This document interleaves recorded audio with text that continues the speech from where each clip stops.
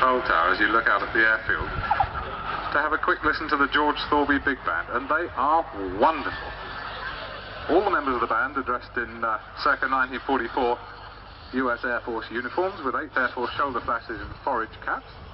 The band leader wears the chocolate and pinks of an officer, and a great deal of attention has obviously been paid to the visual effects as well as the music, but the music is of course by another Jeep, which the Jeep of course is ever in evidence as the most common World War II vehicle, also the most popular under collectors' ownership now. The average Jeep fetches about £4,000, the price has gone up dramatically. Brian Nunn's got a F-22 Canadian Ford gun tractor. That's the one with the Union Jack and the Canadian flag flying, manufactured in Canada. This particular one has had the body completely fabricated, and by a local chap called Tony Sudds, did a fabulous job. Following along is a Bedford MW signals truck, which you can see has got the camouflage markings the British Army used. The Americans painted everything flat drab. You'll see a slightly different Jeep. It's not actually a Jeep, this is a Champ coming through now. The Champ is the post-war equivalent of the Jeep. It's the British Army's attempt at the Jeep. It was fairly successful, very popular with collectors and off-roaders.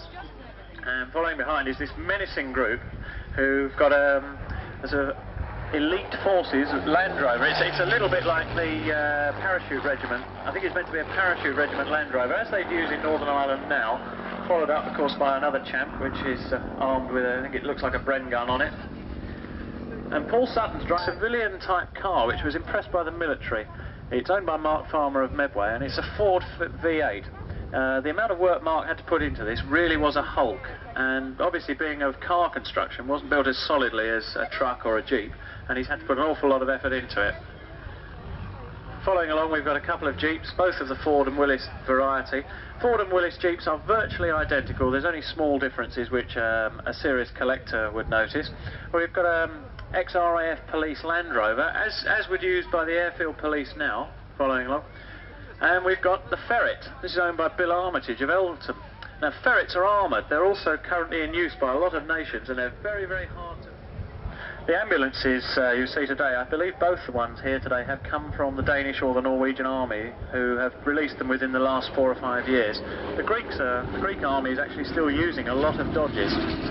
There's a nice Canadian Chevrolet here known as a Huck. That's owned by Jim Baxter from Godstone, and they're very, very rare. You won't see more than 2 or 3 of these still in England in existence.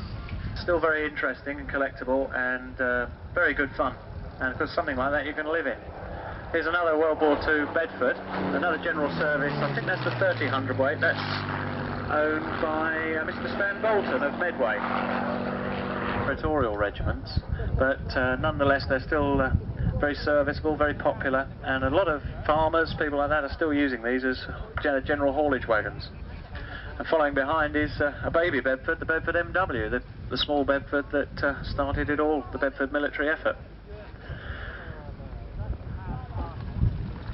Just breaking in very quickly here to announce the winner of the first of our National Express draws, and that's a Rapide travel bag, and the winner is Mr. J.I. Muir of Manor Road, Ash, Aldershot in Hampshire. And if you'd report to the National Express caravan, Mr. Muir, you can claim your prize. So that's the winner. With a very light 800-weight British service truck during World War II. There's a very evil-looking Austin Champ coming down, which is painted black. And obviously there's a special reason. It's meant to represent special forces, possibly SAS. It's got a water-cooled Browning machine gun on it with an armour-plated grille, and its owner Dave Philpott is a well-known local haulage contractor. And you wouldn't want to argue with a bloke like that. There's an unusual ambulance here. This is the big brother of the Dodge. This one grew up after World War II, and it's owned by the president of the Invicta Military Vehicle Society, Preservation Society, Bruce Hode. It's a Dodge Power Wagon. It's exactly as it was from the US Air Force. Bruce actually bought it through a dealer from the US Air Force. They're currently in use carrying its crew of very entertaining drunkards, basically. But Dick Davison's been a sort of stalwart of the military vehicle groups for years, and he's always turns up at the rallies. Following up is the long wheelbase GMC, owned by Peter Hurd. I think he's come from Cheam in Surrey, And in fact, Dick's just had to give him a toe start, so he's staying quite close to him. Here's a Dodge weapons carrier. This is the WC-51, or I believe this is actually a Canadian-manufactured Dodge. John Albrechts, who was one of the founder members of the Invicta Military Vehicle Preservation. Spends most of his holidays in the North African desert, I hear, Nigel. Yeah, that's right. He's supposed to be. He says he's digging up Jeeps, but we're not so sure. But the Jeep has an enormous following. It's got like a cult following all around the world. You know, there's sort of. The Jeep is probably the most researched vehicle imaginable. There's just a fantastic following. People will spend hours searching for the rarest bits. In fact, somewhere in the line of Jeeps, Roy Harris has got one of the earliest Jeeps that's in the UK at the moment, and there's.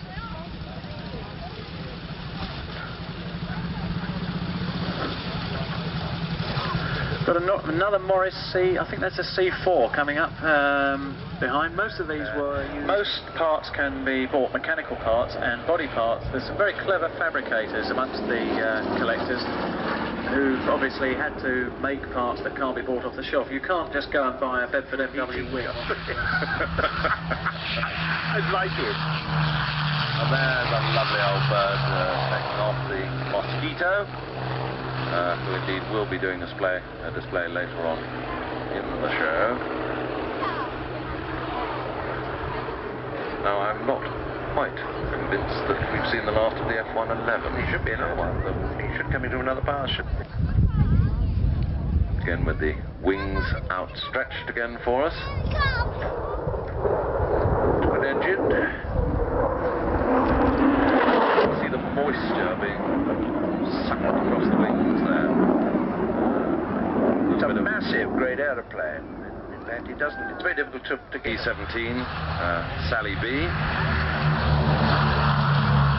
There were 12,000, well, over 12,500 Fortresses. They were accepted by the United States Army Air Force between July 1940 and August 1944.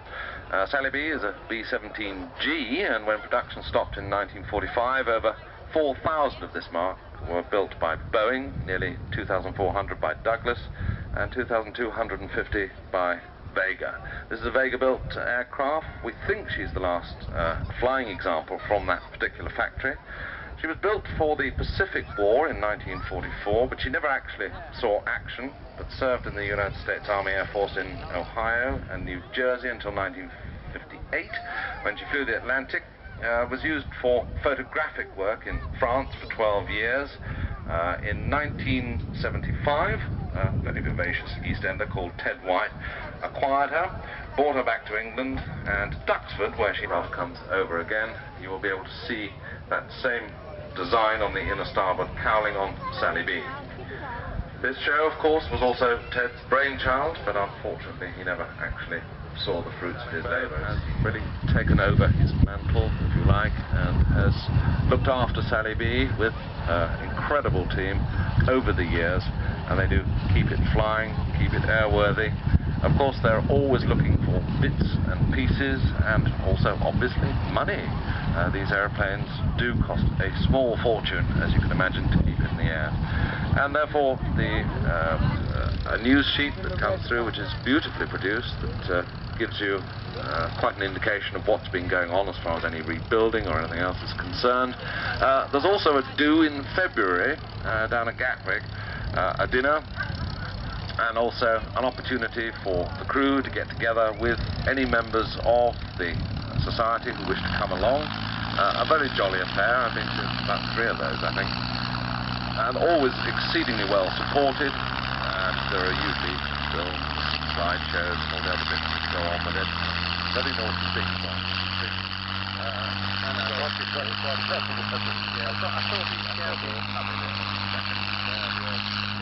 He's just been joined by 2 very large, massive contributions. And Mosquito in formation. That was a last-minute something that they've thrown at us. That is lovely indeed to get the 2 aircraft very much together like that right at the beginning of the show. It's a very interesting little comparison, in fact, because in fact both aircraft could carry the same bomb load to Berlin as The Beaufighter was a private venture. Mosquito was a private venture. Both, of course, extremely useful, as it turned out. But going on that business about ball bearings, which, of course, were tricky, very difficult things to produce. They need very specialist machinery to make them to the accuracy required for the aircraft industry, engines. And they were the subject of some very odd bits of skullduggery at times, both trying to get our own, as with Mosquitoes going over at night to Sweden, the Civil Register, to bring back supplies. And the Fortress, of course, was the aircraft involved in those two disastrous raids on Schweinfurt to try and hammer out the German ball bearing production. They lost 120 Fortresses in 2 raids. The first raid, I think something like 90% of the attacking force were either shot down or came back almost beyond the... Well, it's the same as the Mosquitoes, you see, 4,000 pounds. They both carried the same bomb load to Berlin. How did little Widgeon go? A little Widgeon, he's got the right. Well, he did. He got the airfields getting wet enough for him. It's the yellow wellies.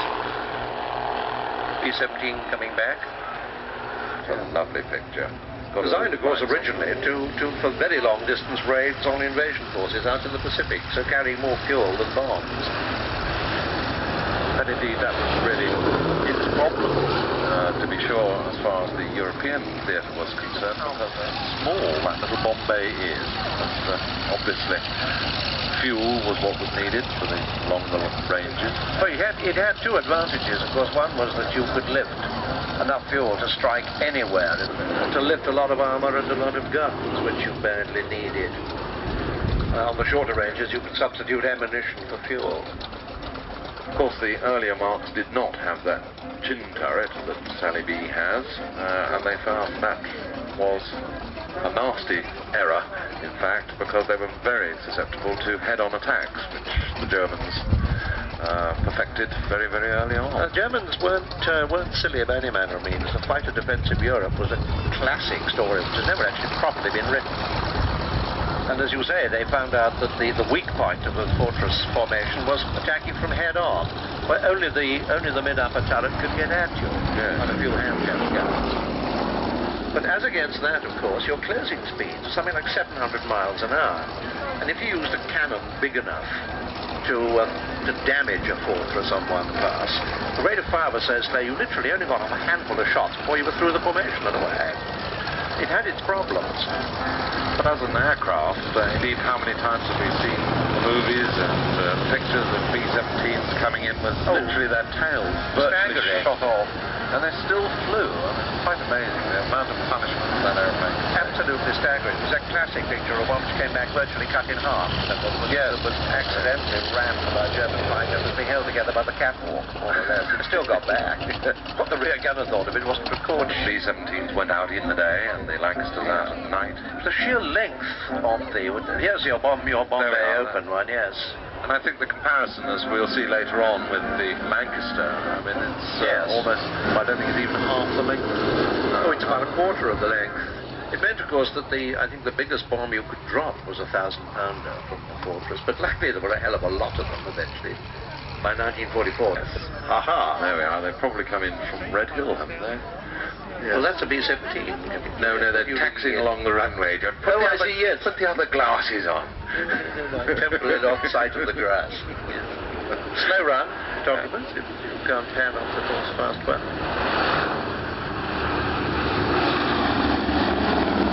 Right cyclone engines and the undercarriage gently being. Crew of 11. Raised. 11 men, 13 guns, and 4,000 pounds and 4 engines. The Mosquito with 2 men, 2 men. I don't know, have I got this one already? No, I need that one. If I get a swap, I'll let you know. Still going around. Okay, so you're very good at this sort of... This is capital radio stuff, almost. Thanks for the great commentary for the last 2 years. God help this. Did you write this? Hope you are well. From Gordon and Butchhead, I think it is. That's like Butchhead. I think it is Butchhead, yes. The National Express competitions still going on, and we have a prize winner. It is H. Anton from Crawley in Sussex. All right. So H. Anton, Crawley in Sussex, and you have won the Rapide travel bag. So if you'd like to go along to the National Express tent and collect your prize, it is awaiting you. So that's H. Anton from Crawley in Sussex. Excellent. Well done. And we'll have some more winners as the afternoon goes on. Good. Excellent. Very much thanks to National Express that we're doing this at all here today, I believe, is it not? They're very much responsible for sponsoring us here. And incredible prizes, you know, a weekend bargain breakaway for 2, which should be great fun. A Euro breakaway for 2 nights for 2 over in France. A return ticket for 2 to travel to Paris, and a return ticket for 2 to travel on any National Express route in England and Wales. And a day return ticket for 2 to travel on any National Express route in England and Wales, and of course the travel bag, which is just me. So the Trojan battling manfully through the rain. Low pass there.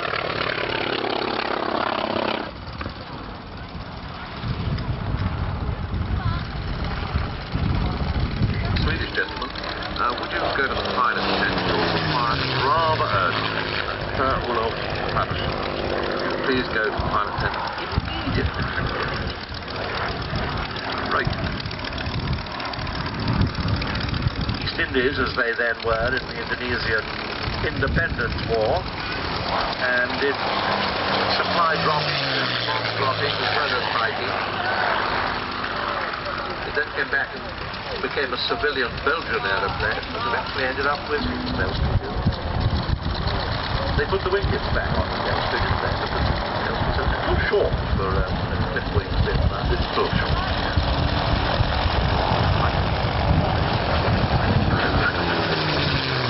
Not too bad, isn't it? Furies in there and Spitfire. Yes, you have. But you have to hit the numbers. Yes, agree. Very definitely, yes. Yes, definitely. Oh, we even have the Hunter take off. Hunter, which we are going to see, hopefully, in a few minutes' time. Hunter 1, which in fact was put together at Elstree over the years.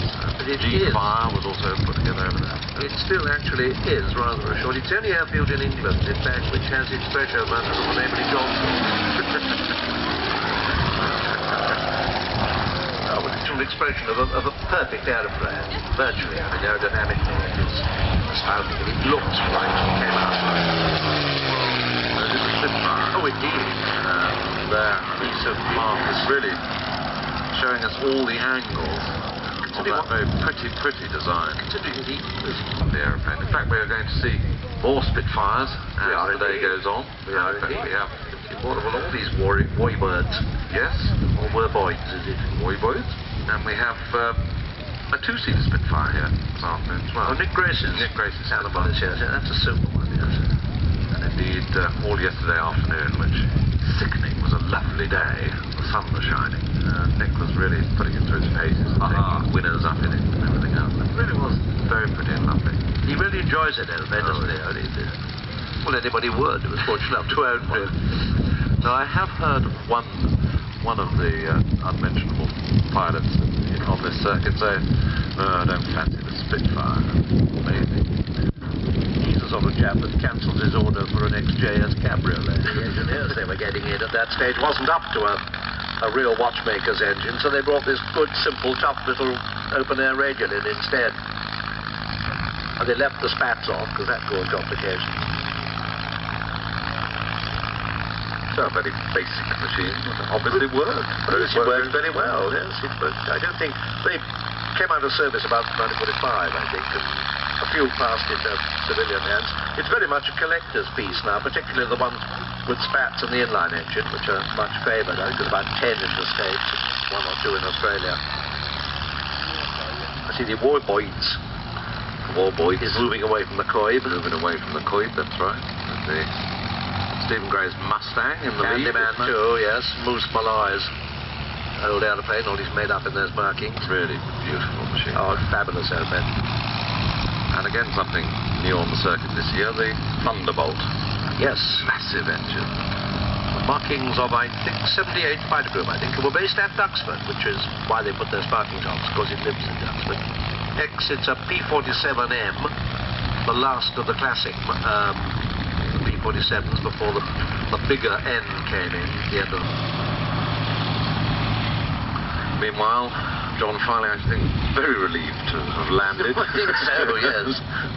It's now Ex-chief test pilot at Dunsfold. Went on from the... we got a relief commentator outside. He's a chap with a lot of black wool and 4 feet. Yes. a terrier. Not surprising after the SC-1, I suppose, that John finished up as chief test pilot on the Harrier. And he did, in fact, he did the initial Air Force testing at RAE Bedford, I think.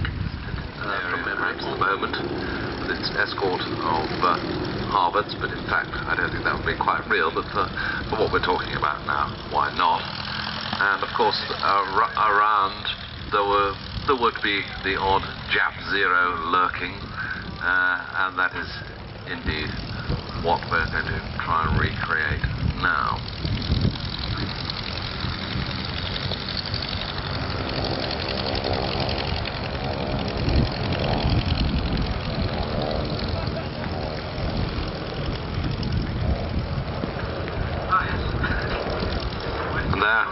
Lovely view of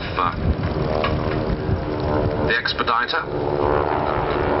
It was also used both by the RAF and the Royal Navy. Its prime use over the Atlantic was as an advanced bomber trainer, in fact 94 production for over 30 years, from 1936 to 1967. Well, that's longer in fact than any other type, including the DC-3. Powered by 2 Pratt & Whitney Wasp engines, delivering 450 horsepower each. Some Australia, long after the war, I hasten to add. I used to do newspaper runs out of Melbourne with a splendid mate of mine. Right now, here comes the Jap Zero. Highly successful airplane. I think it came nearest to anybody of actually being a DC-3 replacement, which everybody looked for, nobody actually found.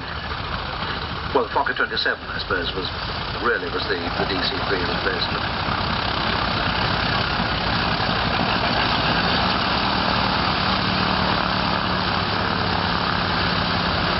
And the smoke you can see pouring out of various engines from the Ju-52. A wet start on it. A wet start.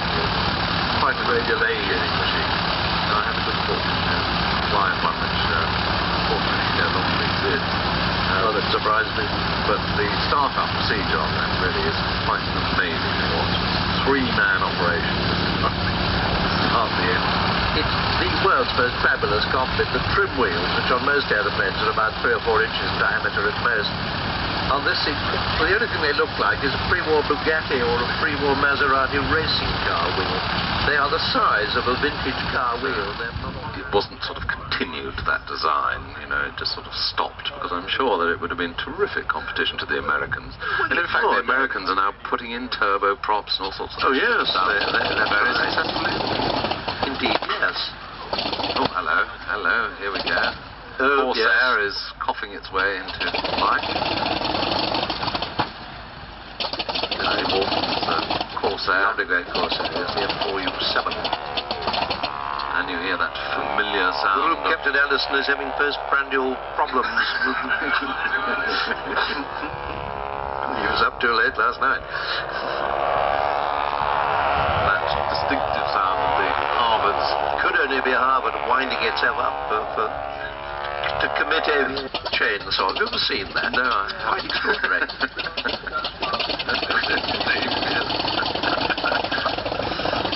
Well, the Corsair has burst into life.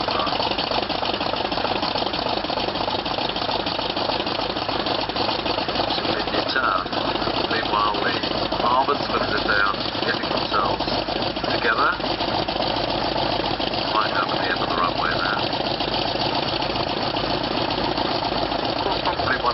most successful training aircraft ever designed. Well, that and the Tiger Moth, yeah, so different. I mean, Harvard's basic trainer, the Tiger's a primary. First American aircraft ever bought in quantity by the Royal Air Force. In fact, I think after the Northrop Dipton, they bought the use of Barbara. Most aircraft back in 1938.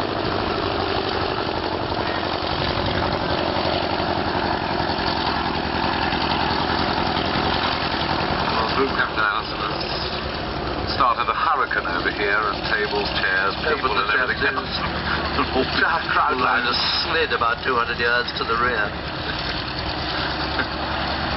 What a magnificent piece that is. This sort of weather, you understand the use of the phrase prop wash, don't you? Yeah. Oh, it's a fabulous great airplane. Owned by Lindsay Walton.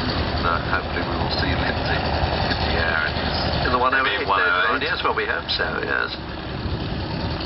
It lives at Duxford, like most of the warbirds. It's a bit big for his farm strip in Lincolnshire. Quite as of its tide. Well, yes, Rain. by the time that came out, most people were topping 400. I mean, the late Spitfires and the Mustang were as well. But used a great deal for ground attack in the closing stages of the war in Europe. Carried about 2,000 pounds of bombs. Corsair being flown by Group Captain Allison, John Allison, who normally flies it. Hoof Proudfoot, I think, in the Thunderbolt, in the P-47. Ex-RAF fighter pilot. This is an F4U-7, which is one which was exclusively reserved for the French Navy. They built in 1950s. And the French Empire Naval fighter squadrons equipped with these Corsairs. French history's disappeared, yes. Leaves awful gaps in French history. This particular aircraft, we think, served in Algeria and the Far East, and also at Suez. It's wearing the markings that it wore in the Suez campaign in '56 at the moment. Thunderbolt, as we said earlier, made up in the markings of 78th Fighter Group, who were based at Duxford, where this one lives. It's an ex-Peruvian, ex-United States Air Force aircraft. It's a cloud-based barrel, the Corsair. Around about 1938, the United States Navy drafted a spec for a new carrier-borne fighter, and they basically all they said was, with this beautiful aeroplane, they took the biggest engine that was going to be available by the time they built it, which was the big 2,000 horsepower beast that it carries now. And in fact, basically the same engine, I think the Thunderbird, isn't it? It's a 2800 series, 1830 or 2800 series. 2,000 horsepower was a hell of a lot in 1938. The engine hadn't then been built. But they built this. Sorry, they had a lot of problems with it in the early days. They had a lot of problems. Visibility problems. Well, they built the smallest aeroplane they could think of behind it cranked to keep the length of the undercarriage leg down. And as you say, the pilot, sitting way back, couldn't see a damn thing. And in fact, the US Navy refused to believe that it could be flown off carriers, and all the initial squadrons went to land-based marine fighter units in the Pacific. And also to the Ron bubble cabin. And they had it in action before the United States Navy did, as a matter of fact. Mostly Pacific airplane. I don't think it didn't serve in Europe, did it, Emma? A very damp Mr. Perry coming in. Dressed partly for the occasion. And the Japs actually nicknamed the Corsair the Whispering... It's interesting that this American predilection for a great battery of guns came out of an RAF requirement for the Mustang. At that time, the Americans were still using World War I techniques of 2 guns on the cowling. And the regulation, but it was the RAF insistence on multiple gun batteries in the wings which led the Americans into this as a standard armament. And they went for the .5 machine gun, which was a much better weapon. Sims from Tunbridge in Kent. If you would like to go and claim your prize. It awaits you. There was also a weekend bargain breakaway for 2, which Karen Godfrey won. She's from Larkfield. She hasn't claimed her prize yet, so if you'd like to go along, claim your prize. Something well worth having, obviously. And in the next hour, the next prize will be a Euro breakaway for 2 nights for 2 at Annecy in thanks to National Express. I thought you read that very nicely. Thank you, John. And we have the Phantom coming in, I believe, from our left. We'd had it. Coming in from your left now, from 43 Squadron. The Gamecocks.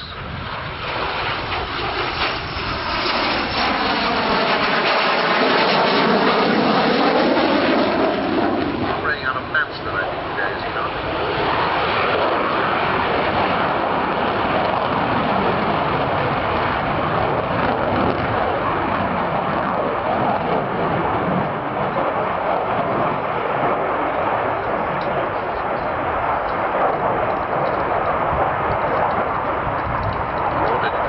By the RAF will then absorb all the 50 or 60 odd Phantoms ordered by the Navy.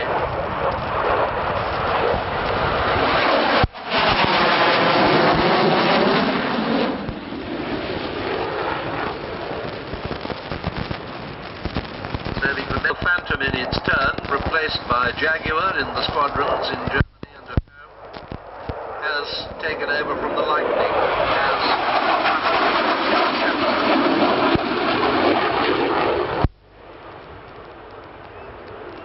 Phantom equally with astonishingly good rate of climb. And in fact, for many years, it held a number of time to height record.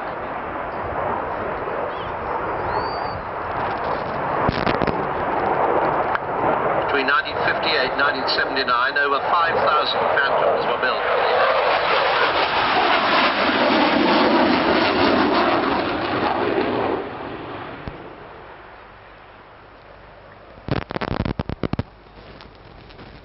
Something over 1,500 miles an hour, carrying a heavy load of air-to-air and air-to-ground weapons. Was in fact the first fighter with full look-down, shoot-down range.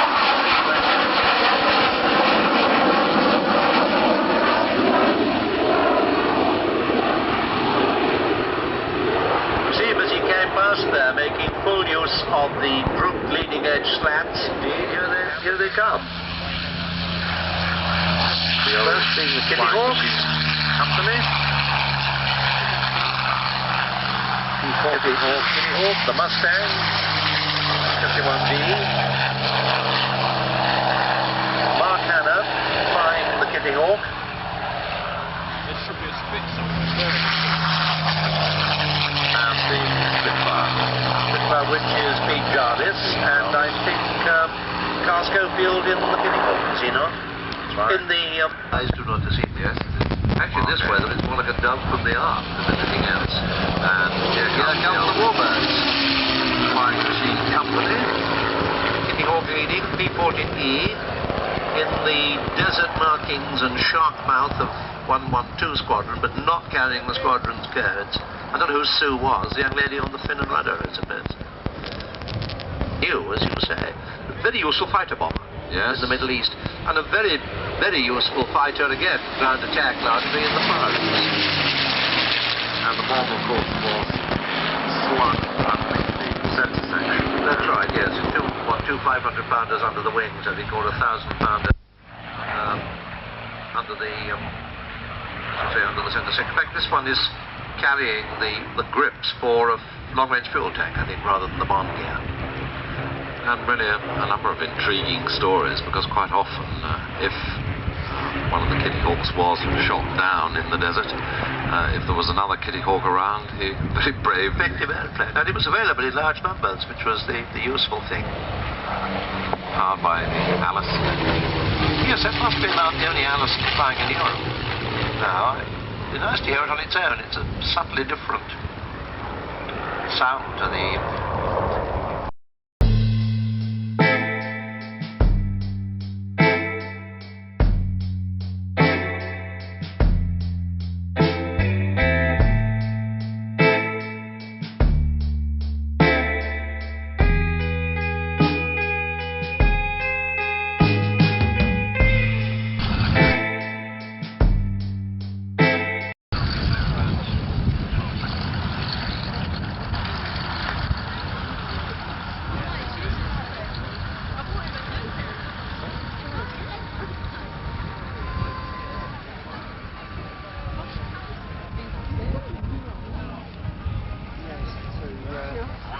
control tower as you look out at the airfield to have a quick listen to the George Thorby Big Band, and they are wonderful.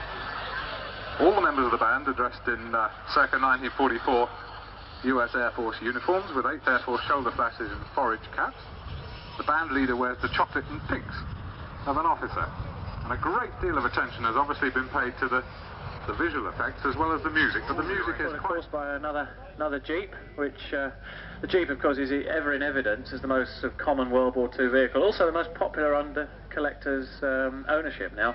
The average Jeep fetches about £4,000, the price has gone up dramatically. Got Brian Nunn's got a F-22 Canadian Ford gun tractor, that's the one with the Union Jack and the Canadian flag flying, manufactured in Canada. This particular one has had the body completely fabricated and by a local chap called Tony Sudds, did a fabulous job. Following along is a Bedford MW signals truck, which you can see has got the camouflage markings the British Army used. The Americans painted everything flat drab. You'll see a slightly different Jeep. It's not actually a Jeep, this is a Champ coming through now. The Champ is the post-war equivalent of the Jeep. It's the British Army's attempt at the Jeep. It was fairly successful, very popular with collectors and off-roaders. And following behind is this menacing group who've got there's a elite forces Land Rover. It's a little bit like the parachute regiment. I think it's meant to be a parachute regiment Land Rover, as they'd use in Northern Ireland now. Followed up, of course, by another Champ, which is armed with, I think it looks like a Bren gun on it.